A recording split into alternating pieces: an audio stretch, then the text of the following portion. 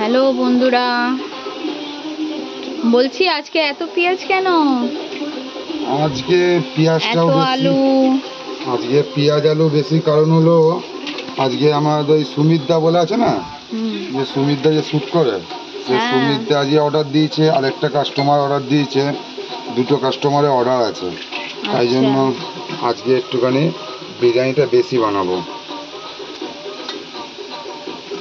এত মাংস? আজকে কি খালি চিকেন বিরিয়ানির অর্ডার?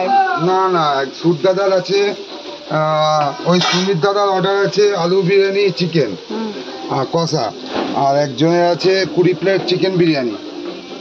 তা এই 20-30 প্লেটের জন্য 40 প্লেটের জন্য আমি আলাদা হাঁড়ি করিনি, কেন আমার হাঁড়িতে 80 প্লেট মাল এটে যায়, তো তাই জন্য একটা হাঁড়িতে 80 প্লেট মাল বানাচ্ছি। এই চিকেনের পিসগুলো দেখি একটু। এই তো যা থাকে এভরিডে যা থাকে ওই পিস আছে 180 গ্রাম। ওই অর্ডার দিয়েছে বলে ছোট মনে হচ্ছে। না না, রোজ একই থাকে। অর্ডার দিয়েছে বলে ছোট পিস দেবো বড় পিস দেবো ব্যাপার নেই। যা সবাই আমার কাছে সব কাস্টমারই সমান। এই তো সব এই তো যা আছে রোজকার যা দিই তাই 180 গ্রাম, কোনোটাই কম বেশি নেই। এবার কাটে কোনোটা 60 গ্রাম হয়ে গেল, 65 গ্রাম হয়ে গেল, ওগুলো তো আর বাদ দেওয়া যাবে না। সব মুরগির সাইজ কি একই রকম?